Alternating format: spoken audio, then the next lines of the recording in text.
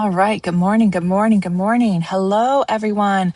You guys, I'm on the road again. I'm on the road again. I'm in Biloxi. I'm not even Biloxi. Where am I? I'm in Pensacola. So that's cool. Hi. Okay. I need some help. Can you hear me? Because I'm doing this on my own. So definitely leave in the chat where you're watching from, and if you can hear me, because Homegirl is alone and I need you as my assistant. We're going to talk about tone. We're going to talk about can Pilates sculpt your body? Like, is that a thing that it can do? So give me a little thumbs up that you can hear me. Can you hear me? While thank you, Shields. I love you so much. I missed you last week. I feel like it was last week I missed you. Okay, so here is the deal. Before I get into that, we do have our summer tour happening very soon, and it's over 50% sold out. And what is so crazy is that so many locations, classes have sold out. So here's what the tour is. You're going to go opc.me/TOUR/tour. We're going to do Denver. Then we're doing Lawrence, Kansas. Both those locations are fully sold out, so you can check and see if we have observation spots left. If someone drops out, then you get in. Then we have Nashville, Tennessee, Knoxville, Tennessee. Hi, Brad. Thanks for being here, babe. You guys, I'm just going to sweat on you because I am in the South, and that's what happens. So then we're in Knoxville, Tennessee. And then we're going to be in Greensboro, North Carolina. After that, we'll go into Augusta, Georgia. Knoxville and Augusta are very new for us, so I really hope you check those cities out and join us there. Then we're going to be in Huntsville, Alabama, and Birmingham. I think that's how it goes. Birmingham. I'm trying to think like all the states I just went through. Huntsville's class is sold out. There's a few spots left in the workshop. Birmingham, I think the class is sold out today and the workshop's getting close. We have Jackson, Mississippi as well. And then we are going to be in Frisco. And then El Paso. And if I'm correct, I have a translator in El Paso, which I'm very excited about. And then we're going to be in Tucson, and then Las Vegas. So really fun, fabulous tour. So check it out, opc.me/tour. Okay, so the question I got was, can Pilates sculpt you? It said, I know you can get strong with Pilates, but can it sculpt you? And I gotta be honest, like, I have a lot of things to say about this because obviously this person is asking a question that is near and dear to them and like something that they're researching from. They're researching about. And the thing about sculpting a body and having muscle tone that is visible across your body, most people care about arms and abs, right? It comes from a lot of different things. And so I really actually don't like when any one modality claims to sculpt your body. I actually have a really hard time with it. A sculpt look is obviously an aesthetic goal, which is very different than other goals. Like some people approach movement modalities because they actually are wanting to have more longevity, more mobility, more strength. Absolutely, you can have a desire to have a sculpt. I get that, right?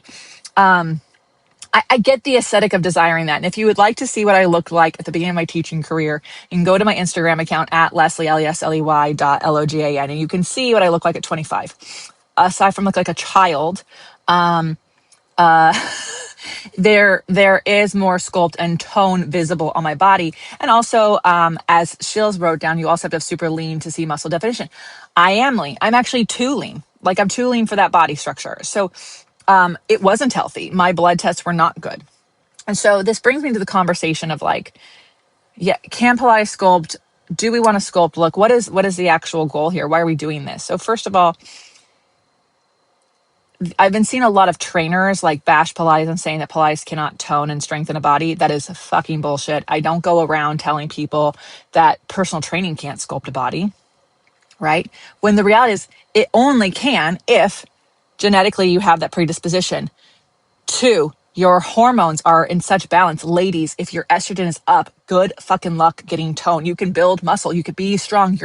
Your blood test can be so awesome and healthy, and you're not going to have the muscle tone you're looking for. Sorry, right?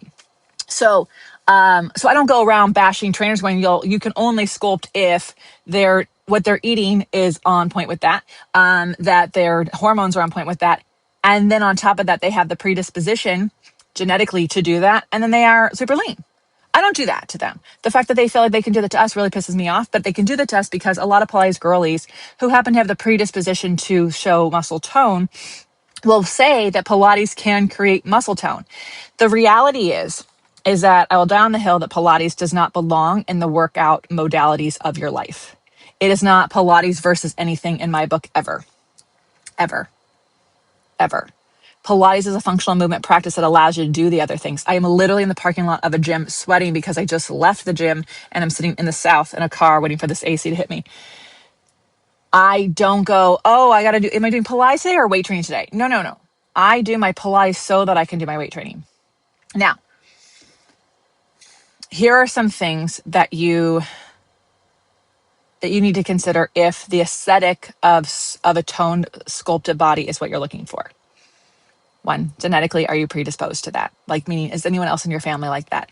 Pilates was taken out, the disciples and, the people, the missionaries, the people who took Pilates out into the world were dancers. So if you look at dancers from back in the day, their bodies are like genetically and trained to look a certain way. So therefore, then Pilates got this Pilates body look. But that's actually, if you look at the pictures of the other people in Joe's studio, that's not what they look like, right? So there has to be something genetically that lends to that.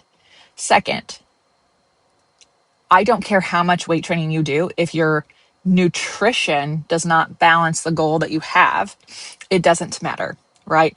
I cannot get stronger if I don't have enough protein. I cannot work hard if I don't have enough carbs. My brain does not function if I don't have enough fat. So unless someone working with you actually with this sculpting goal actually has a nutrition degree, a registered dietitian, it is actually outside of my scope as a Pilates instructor to talk to you about what you eat, right? But what you eat is going to be part of the sculpt look you're looking for. And it's going to be boring. All right. My friends who are nutritionists, many women send them like pictures of these women after a bodybuilding competition or during about, I want to look like that. And she has to be really honest with them. That woman hasn't had water in 2 days. She's not had enough water in 2 days. Before that, she was eating plain chicken, plain fish, some rice, some sweet potatoes. So, and then before that, there are several months of different ways of eating to support that goal. And then when the competition's over, they go back to eating and enjoying themselves, right? So genetics, what you're eating. And then as far as the movement modality goes, I can tell you from anecdotal experience that my friends who only do Pilates, and when I say Pilates, I am talking about the classical work that I do, I have seen them absolutely have tone and sculpted bodies. I mean, it's beautiful and amazing. And I can also tell you how much time they commit to that. So that is the next key. If this is an aesthetic goal that you have, and I will never knock a goal someone has because everyone has different desires for whatever their reasons are. But the reality is those people are probably doing an hour plus of Pilates every day on top of all the different tripods we just said, genetics, food, hormones. It's a table, actually. It's 4 legs. That goes for the gym as well. So any trainer trying to tell you that Pilates can't do what it says it's going to do, give you strength or tone, you can only get that at the gym if all the things I said, genetics, I'm going to keep repeating it because you need to hear it, genetics, hormone, fuel, are on point. And then the number of hours you're actually spending in the gym. The reality is most people don't have that kind of time. I am very blessed. I have the life that allows me to do 30 minutes to an hour of Pilates 3 to 5 days a week, right? Sometimes 6. I love those days. And go to the gym and lift weights for an hour, 5 days a week, and do my zone 2. So my people who have an aesthetic goal of taking some fat off, zone 2 cardio is going to be very, very important. And yes, Jesse said progressive overload matters. We actually have a workshop from Tammy, Adrian George on OPC about progressive overload and how you can do that in Pilates. The reality is a lot of studios aren't using heavy enough springs to actually do that. And so there are different ways to tone, but one of the ways that's very proven and scientific and people do, it's a progressive overload. It's also often lower weights, higher reps.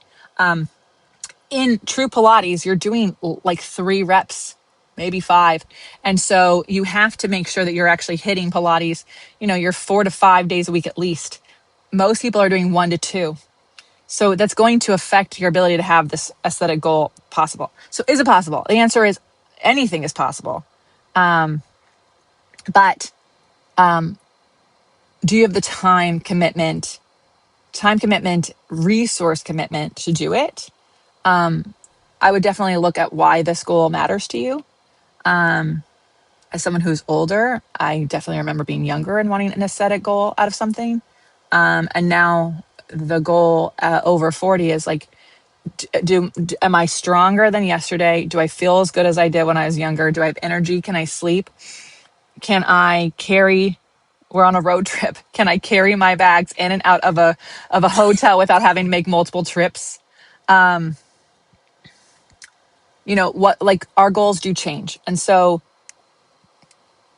if you commit to Pilates, you're going to get a lot out of it. And one of the most important things you're going to get is a longevity.